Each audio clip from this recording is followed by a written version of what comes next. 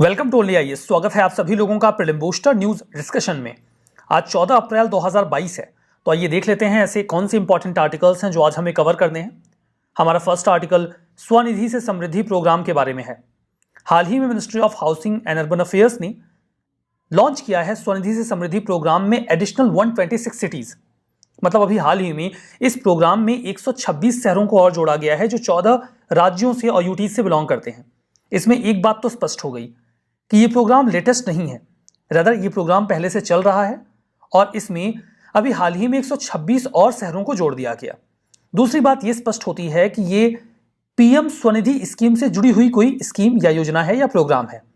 मैं आपको बता देता हूं कि पीएम स्वनिधि जो योजना है सरकार की, ये उसी का एक एडिशनल प्रोग्राम है जिसे 4 जनवरी 2021 को शुरू किया गया था 125 शहरों में। इसके पहले आप ये समझें कि ये प्रोग्राम क्या है, आप समझिए पीएम स्वनिधि योजना क्या है। देखिए, जो पीएम स्वनिधि योजना है इसे पेंडेमिक के समय में स्टार्ट किया गया था, जिससे सबसे ज्यादा प्रभाव पड़ा था उन लोगों पे जो स्ट्रीट वेंडर थे, जो सड़कों के किनारे छोटी मोटी दुकान लगाते थे, कोई ठेला लगाते थे, कोई रेड़ी लगाते थे। उन्हें नुकसान हुआ। सरकार ने सोचा कुछ किया जाए, तो उन्होंने उन्हें एक छोटा और इजी लोन देने की योजना बनाई। इस योजना के तहत उन्हें 10,000 रुपए तक का वर्किंग कैपिटल मिल सकता था महज 7% के ब्याज पे, गिवन दैट कि वो रेगुलर पेमेंट करते रहे। एक अच्छी बात यह थी कि इस लोन के लिए उन्हें कुछ भी गिरवी नहीं रखना था। ये कोलैटरल फ्री लोन था। इसका फुल फॉर्म था PM street vendors Atmanirbhar Nidhi. इसे 2020 में लॉन्च किया गया था। सेंट्रल सेक्टर स्कीम थी, मतलब स्कीम की पूरी जिम्मेदारी केंद्र सरकार ने ली थी। इस स्कीम को इंप्लीमेंट किया गया सिडबी के द्वारा और एक ग्रेडेड गारंटी कवर भी दिया गया। मतलब जो बैंक्स बिना किसी कोलैटरल के लोन दे रहे हैं तो वो लोन रिस्की होता है, तो अगर उन्हें नुकसान होता है तो सरकार उस लोन की गारंटी देती थी, मतलब वो उसे कंपनसेट कर देंगे। इसके अलावा जो स्ट्रीट वेंडर्स थे वो 20,000 और 50,000 का बाद में लोन ले सकते थे अगर उन्होंने इसके पहले के लोन को समय से चुकाया है तो। फर्दर वो 1200 का कैशबैक भी अवेल कर सकते थे। ये कुछ प्रावधान इसमें थे। तो ये तो थी स्वनिधि योजना, जिसके तहत स्ट्रीट वेंडर्स को इजी लोन देने की बात की गई 10,000 रुपए तक की, वो भी 7% के ब्याज पे बिना किसी कोलैटरल के। बाद में क्या प्लान बना कि जितने लोगों ने इस पीएम स्वनिधि योजना के तहत लाभ लिया या लोन लिया वो सच में वल्नरेबल लोग हैं, तो क्यों ना उनकी सोशियो इकोनॉमिक प्रोफाइलिंग की जाए, पता किया जाए कि उनका सामाजिक स्तर क्या है, उनकी आय क्या है। इससे हमें ऐसे लोगों का डेटा मिल जाएगा जो लोग वास्तव में जरूरतमंद हैं। And that was the reason कि स्वनिधि से समृद्धि प्रोग्राम लॉन्च किया गया 4 जनवरी 2021 को। मतलब जो लोग स्वनिधि में थे, हम उन्हें और समृद्धि कैसे दें, इसी उद्देश्य से यह प्रोग्राम आया। इसके माध्यम से जो अन्य सोशल सिक्योरिटी बेनिफिट्स हैं, हम उन्हें उन लोगों को देने की कोशिश करेंगे जो स्वनिधि से जुड़े, क्योंकि वो वल्नरेबल लोग हैं जिन्होंने इस योजना का लाभ लेने की कोशिश की। इंप्लीमेंटिंग पार्टनर रही quality council of India, QCI। जो की फीचर्स हैं इस स्कीम के, उसके तहत जो भी पीएम स्वनिधि बेनिफिशियरीज हैं और जो उनके परिवार हैं, उनकी सोशियो इकोनॉमिक प्रोफाइलिंग की जाएगी, उनकी एलिजिबिलिटी को एसेस किया जाएगा और फिर देखा जाएगा कि जो बाकी के अन्य 8 गवर्नमेंट प्रोग्राम्स हैं उनको उनका भी लाभ मिल जाए। जो 8 स्कीम्स हैं जिसे ऐड करने की कोशिश की जा रही है स्वनिधि बेनिफिशियरीज को, वो हैं प्रधानमंत्री जीवन ज्योति बीमा योजना, पीएम सुरक्षा बीमा योजना, प्रधानमंत्री जनधन योजना, building and others construction workers regulation of employment and conditions of services act, प्रधानमंत्री श्रम योगी मानधन योजना, नेशनल फूड सिक्योरिटी एक्ट, इसमें one nation one ration card वाला प्रोग्राम भी आ जाएगा, जननी सुरक्षा योजना और प्रधानमंत्री मातृवंदन योजना। इन सभी जो योजनाएं हैं उनका लाभ उन्हें देने का प्लान बनाया जा रहा है। सोशियो इकोनॉमिक प्रोफाइलिंग करने के कई सारे लाभ हो जाएंगे। जो राज्य हैं वो किसी अन्य योजना का लाभ उन वल्नरेबल लोगों को देना चाहते हैं तो दे सकते हैं। एक सेंट्रल डेटाबेस तैयार हो जाएगा और एक इंटर मिनिस्ट्रियल कन्वर्जेंस देखने को मिलेगा, जहां पर कई सारी मिनिस्ट्रीज के पास एक डेटा है कुछ ऐसे लोगों का जिन्हें लाभ दिए जाने की आवश्यकता है। तो ये सारा मामला स्वनिधि से समृद्धि प्रोग्राम के बारे में। हमारा next article anti armour loiter ammunition system के बारे में है। शॉर्ट में आप इसे काम बोल सकते हैं। अभी request for information Indian army ने इशू किया है canister launched anti armour loiter ammunition, यानी कि काम सिस्टम के बारे में। काम सिस्टम होता क्या है? देखिए, एक समय ऐसा होता था ना कि जब वॉर में टैंक्स उतर जाते थे तो वो इनविंसिबल होते थे। 1971 के वॉर में भी जो पाकिस्तान है वो यूएस के द्वारा दिए गए टैंक्स के साथ उतरा था। इन दैट केस काफी थ्रेट फील होता था कि उन टैंक्स को कैसे जीता जाएगा, क्योंकि वो इनविंसिबल टाइप के होते थे। उनके ऊपर आप कोई मिसाइल मारो या फिर कोई और हमले करो तो फर्क नहीं पड़ता था, क्योंकि वो काफी ताकतवर होते थे। मिसाइल सिस्टम उतना स्ट्रांग नहीं होता था कि उन्हें एक बार में डिस्ट्रॉय किया जा सके और कम खर्चे वाला हो। इन दैट केस आप बहुत बड़ी मिसाइल एक टैंक के ऊपर बर्बाद करोगे तो वो भी फिजिबल नहीं होता। तो मतलब कुल मिला के काफी खतरनाक हो जाते थे टैंक्स। लेकिन धीमे धीमे कुछ ऐसे सिस्टम्स डेवलप किए गए जो इन टैंक्स को कम लीथल बनाते चले गए, और अब ये टैंक्स भी काफी ज्यादा वल्नरेबल हो गए हैं। इन टैंक्स को हिट करने की व्यवस्था की जाती है। एंटी टैंक मिसाइल्स होती हैं, आप मार दो वो टैंक्स खत्म हो जाते हैं। एंटी टैंक्स जो गाइडेड मिसाइल्स हैं उनके ऊपर भी कुछ व्यवस्थाएं की गई हैं, जैसे कैनिस्टर बेस्ड लॉयटर एम्यूनिशन। इसमें होता क्या है, वैसे इसमें मिसाइल्स भी आ सकती हैं सरफेस टू सरफेस वाली, स्पेसिफिकली इसमें ड्रोन्स आते हैं। मतलब वो कैनिस्टर्स में होंगे, आप उसे लॉन्च कर दीजिए उस ड्रोन को, यहां पर एक टैंक है, वो ड्रोन उस टैंक के आसपास मंडराएगा और मौका देखते ही हिट करके उसे डिस्ट्रॉय कर देगा। अब चूंकि वो आसमान में स्टे कर सकता है, रुक सकता है, इस लिहाज से वो और ज्यादा खतरनाक हो जाता है। ये काफी लंबे समय तक जो एरिया ऑफ ऑपरेशन है उसके ऊपर मूव करता रह सकता है, और इसे काफी रिमोट एरिया से गाइड करके समय मिलने पर, मौका मिलने पर हमला किया जा सकता है। एक फायदा यह है कि बाद में आपको लगा कि हमला करने की आवश्यकता नहीं है तो आप इसे वापस बुला के रीयूज भी कर सकते हो। तो इस लिहाज से ये काम सिस्टम काफी खतरनाक हो जाएगा ना। जो लॉयटर एम्यूनिशंस होते हैं इनमें बेसिकली एक कैमरा लगा होता है, एकदम मान लीजिए एक ड्रोन है, वो एक जहाज के शेप में है, एक फाइटर जेट के शेप में है, तो उसके नोज पे वो कैमरा लगा होगा। ऑपरेटर देख सकता है कि टारगेट एरिया कौन सा है। इसके कुछ वेरिएंट्स होते हैं जिनको आप रिकवर भी कर सकते हो और यूज भी कर सकते हो अगर आपने स्ट्राइक नहीं किया तो। टॉप डाउन अटैक कैपेबिलिटी होती है। सबसे बड़ा एडवांटेज तो यही होता है कि टैंक्स के ऊपर मंडरा सकते हैं, आवश्यकता पड़ने पर हिट कर सकते हैं।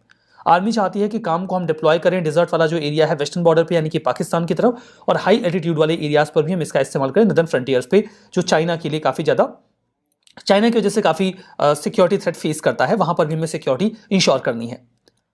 हमारा नेक्स्ट आर्टिकल डॉर्नियर 228 एयरक्राफ्ट के बारे में है।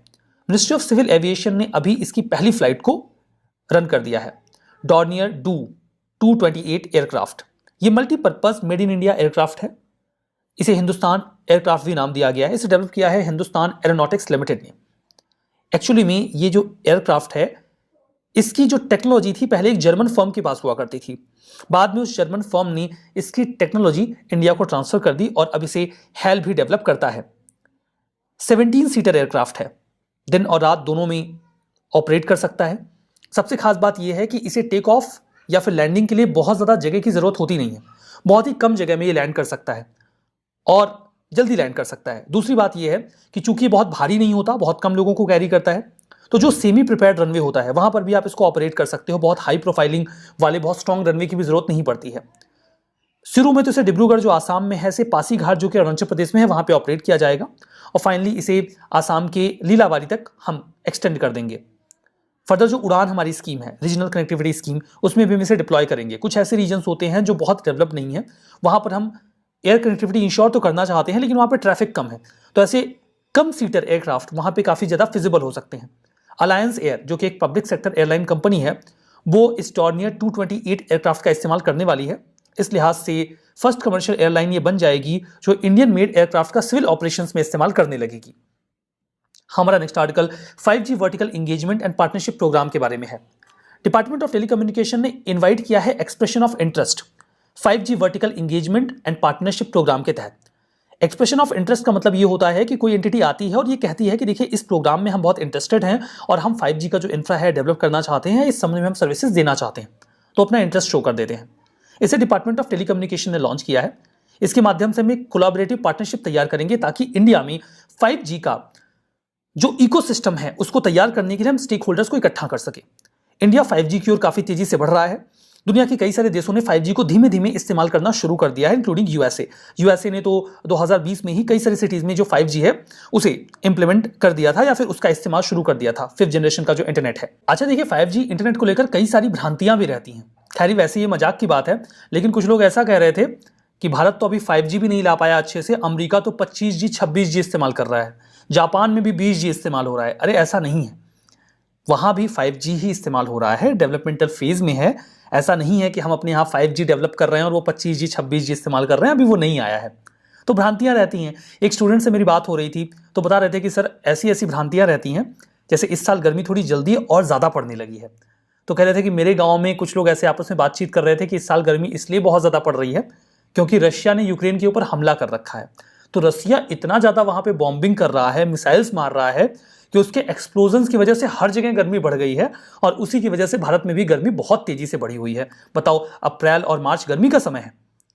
अब वहाँ जो बेचारे यूक्रेन के लोग हैं वो 10-12 डिग्री के टेम्परेचर में जैसे तैसे अपना गुजारा कर रहे हैं।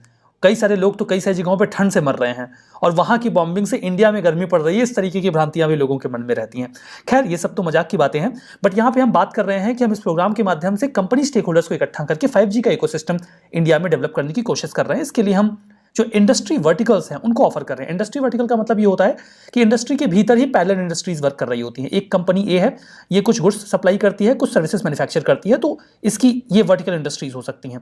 तो हम इन्वाइट कर रहे हैं कि आप आइए और इनोवेट करिए कि 5G को कैसे भारत में इस्तेमाल किया जाए। डिपार्टमेंट ऑफ जो टेक्नोलॉजी है वो अदर मिनिस्ट्रीज के साथ कोलैबोरेट करेगा और देखेगा कि कौन से नेसेसरी अप्रूवल्स रिक्वायर्ड हैं, क्लियरेंसेस रिक्वायर्ड हैं, प्रोटोटाइप कैसे तैयार किया जाए, पायलट प्रोजेक्ट कैसे लॉन्च किए जाएं, डेमोज वगैरह कैसे लिए जाएं। जो स्टेक होल्डर्स हैं वो भी इस दिशा में काम करेंगे और 5G का जो इकोसिस्टम है हम उसे इंडिया में स्ट्रॉन्ग करेंगे। हमारा नेक्स्ट आर्टिकल तंजानिया के बारे में है। प्राइम मिनिस्टर नरेंद्र मोदी जी ने अभी हाल ही में, जो वहाँ के बहुत ही ग्रेट लीडर रहे हैं और पहले प्रेसिडेंट भी रहे थे, इंडिया के काफ़ी अच्छे मित्र रहे हैं, वालिमू नेरे, उनके 100वें बर्थ एनिवर्सरी पर उन्हें याद किया। ये जो स्टेट है ये 1964 में 2 राज्यों से या 2 स्टेट से मिलकर बना, दैट वाज टंगानिका और जंजीबार। ये दोनों आपस में मिले और तब जाके बना तंजानिया। डोडोमा इसकी कैपिटल है और दार एस सलाम ये ज़्यादातर गवर्नमेंट एडमिनिस्ट्रेशन की सीट है, वहीं से गवर्नमेंट ऑपरेशंस ऑपरेट होते हैं। सबसे बड़ा शहर भी है और पोर्ट सिटी भी है। अगर आप इसकी ज्योग्राफिकल लोकेशन देखेंगे तो ये आपको ईस्टर्न अफ्रीकन रीजन में मिलेगा। आपको इसके नॉर्थ में मिलेंगे युगांडा, लेक विक्टोरिया और केन्या। इंडियन ओशन ईस्ट में मिलेगा। मोजाम्बिक, लेक न्यासा, मालावी और जाम्बिया ये साउथ और साउथ वेस्ट में मिलेंगे। लेक टंगानिका, बुरुंडी और रवांडा ये वेस्ट में मिलेंगे। जो अफ्रीका का सबसे ऊंचा माउंटेन है किलिमंजारो 5895 मीटर, वो यहीं पे है। और जो दुनिया का सेकंड डीपेस्ट लेक है, लेक टंगानिका, वो भी तंजानिया में ही लोकेटेड है। स्कीम के सेगमेंट पे चलते हैं। Ministry of consumer affairs and food and public distribution का national food security act of 2013 discuss करते हैं। हमेशा न्यूज़ में रहता है। स्कीम बहुत पुरानी है लेकिन काफ़ी पॉपुलर स्कीम है, तो अक्सर न्यूज़ में आपको देखने को मिल जाएगी। नोडल मिनिस्ट्री है ministry of consumer affairs, food and public distribution. इस एक्ट के माध्यम से हमने इंश्योर किया कि जो 75% रूरल पॉपुलेशन है और 50% अर्बन पॉपुलेशन है, हम उन्हें टारगेटेड पब्लिक डिस्ट्रीब्यूशन सिस्टम के माध्यम से ग्रेन्स देंगे, अनाज देंगे, ताकि फूड सिक्योरिटी बनी रहे। इस तरीके से हमने लगभग भारत की 2/3 पॉपुलेशन को फूड सिक्योरिटी के एम्बिट में ला दिया। जो एलिजिबल हाउस होल्ड हैं, ये उनका लीगल राइट है कि उन्हें अनाज मिले सेंट्रल इशू प्राइस पे, मतलब बहुत ही कम दाम पे, सब्सिडाइज्ड रेट पे। 75% रूरल पॉपुलेशन और 50% अर्बन पॉपुलेशन। जो अनाज दिया जाता है वो 5 kg पर पर्सन पर मंथ के बेसिस पे दिया जाता है। जो कीमत होती है वो राइस के लिए 3 रुपये पर केजी, वीट के लिए 2 रुपये पर केजी और कोर्स ग्रेन के लिए 1 रुपये पर केजी होती है। इसके पहले एक योजना चला करती थी, अंत्योदय अन्न योजना, जिसमें हर परिवार को जो काफ़ी ज़्यादा गरीब हैं 35 kg अनाज दिया जाता था। वो योजना लागू रहेगी, इसके आने के बाद वो ख़त्म नहीं होगी। फर्दर यहाँ पर केवल फूड सिक्योरिटी पे फोकस नहीं किया गया है, बल्कि जो मैटरनल हेल्थ है उस पर भी ध्यान दिया गया है।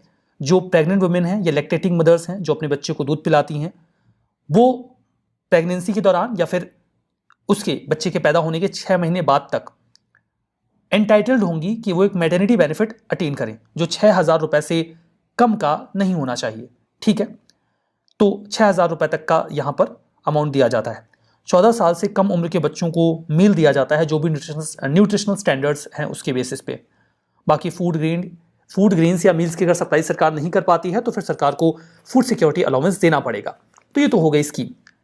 यहाँ पे रिवीजन करते हैं। स्वनिधि से समृद्धि, क्वालिटी काउंसिल ऑफ इंडिया इसे इंप्लीमेंट कर रही है, सही है। एंटी आर्मर लॉयटर एमिनिशन सिस्टम, ये प्रीलोडेड कैनिस्टर विद लॉयटर एमिनिशन या ड्रोन होता है, दैट्स ट्रू। डोर्नियर 228 ये एरोनॉटिक्स डेवलपमेंट एस्टैब्लिशमेंट मैन्युफैक्चर कर रहा है, गलत है, हेल मैन्युफैक्चर कर रहा है। तंजानिया ये ईस्ट अफ्रीका में लोकेटेड है, इक्वेटर के नॉर्थ में नहीं, ये आपको इक्वेटर के साउथ में मिलेगा, नॉर्थ में नहीं मिलेगा, तो ये भी गलत हो गया। आज का सेशन यहाँ पर समाप्त होता है। बहुत बहुत धन्यवाद।